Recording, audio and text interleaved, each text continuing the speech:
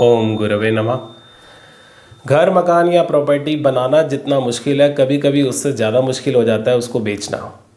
और आपको एस्ट्रोलॉजिकली मैं ये कहूँगा कि कभी कभी आपको बहुत लंबे सालों का इंतज़ार करना पड़ सकता है। अगर आपकी सही दशा नहीं है तो पहले तो आपको बायर मिलना बहुत मुश्किल होगा, और अगर कोई बायर मिलेगा भी तो वो आपको बिल्कुल भी अच्छे दाम अच्छे पैसे नहीं देगा आपकी प्रॉपर्टी के। और इसके अंदर अंतरदशा और फोर्थ लेवल की सूक्ष्म दशा, महादशा, अंतरदशा, प्रत्यंतर दशा, सूक्ष्म दशा, तो सेकंड लेवल अंतरदशा और सूक्ष्म दशा फोर्थ लेवल, ये दो दशाएं सबसे ज़्यादा महत्वपूर्ण होती है कि कौन सा बायर, कैसी पार्टी आपके पास खरीदने के लिए आपकी प्रॉपर्टी को आएगी। D4 चार्ट के अंदर 11th लॉर्ड या फिर 11th हाउस में बैठे हुए ग्रह आपको आपकी प्रॉपर्टी की सही कीमत देने के लिए बहुत सही ग्रह हैं। उनकी दशा यदि आ जाए तो वो बहुत बढ़िया रहेगा, बहुत ब्यूटीफुल रहेगा।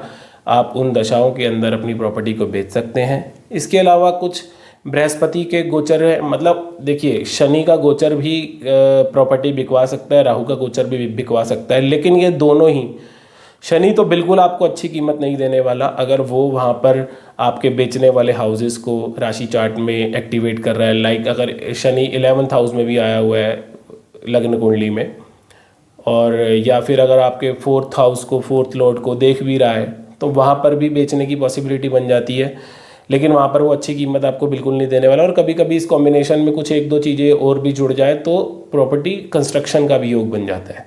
ये ज़रूरी नहीं है कि वो सिर्फ बेचने का ही बनेगा।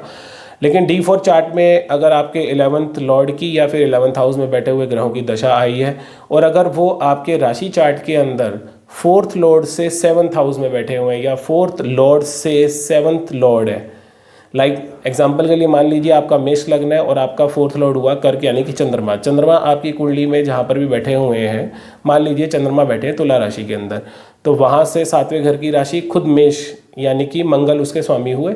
अगर मंगल की दशा आ जाए और वही मंगल मान लीजिए D4 चार्ट के अंदर आपका 11th लॉर्ड भी है या 11th हाउस में बैठा हुआ है, तो मंगल की दशा खास करके अंतरदशा और सूक्ष्म दशा में वो बायर आ सकता है, आपको अच्छी कीमत दे सकता है और आपकी प्रॉपर्टी बिक सकती है। इसलिए सही दशा का इंतज़ार कीजिए अगर आप अपनी प्रॉपर्टी की अच्छी कीमत चाहते हैं।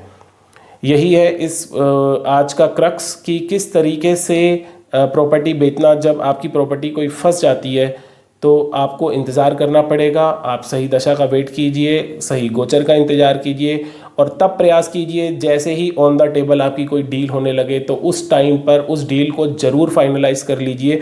हो सकता है कि दोबारा मौका बहुत टाइम के बाद मिले, आपको कई सालों के बाद मिले और इतनी जल्दी वो मौका ना बने, तो कभी कभी कॉम्प्रोमाइज़ भी करना पड़ सकता है कि आपकी एक्सपेक्टेशन मान लीजिए हो कि आपको किसी प्रॉपर्टी के 2 करोड़ रुपए मिलने चाहिए, लेकिन आपको बायर दे रहा है वहाँ पर सिर्फ 1.6 करोड़, तो आपको वो 40 लाख का कॉम्प्रोमाइज़ भी करना पड़ सकता है।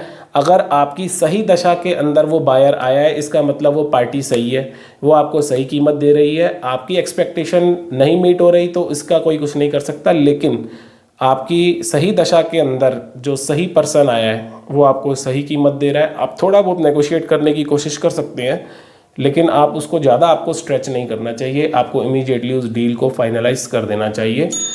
तो आज के लिए इस वीडियो में इतना ही। अगर आपको जानकारी अच्छी लगी हो तो वीडियो को लाइक कर लें, चैनल को सब्सक्राइब कर लें ताकि आने वाली वीडियोज़ का नोटिफिकेशन आपको टाइम टू टाइम मिलता रहे। धन्यवाद।